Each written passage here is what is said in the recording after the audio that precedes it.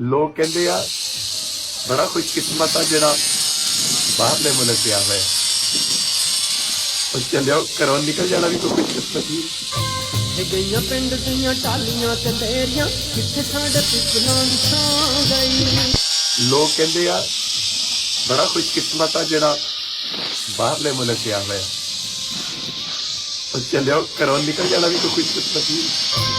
ਗਈਆਂ ਪਿੰਡ ਦੀਆਂ ਟਾਲੀਆਂ ਤੇ ਤੇਰੀਆਂ ਕਿੱਥੇ ਸਾਡੇ ਪਿਛਲਾਂ ਦੀ ਛਾਂ ਗਈ। ਲੋਕ ਕਹਿੰਦੇ ਆ ਬੜਾ ਖੁਸ਼ਕਿਸਮਤ ਆ ਜਿਹੜਾ ਬਾਹਰਲੇ ਮੁਲਕ ਗਿਆ ਹੋਇਆ।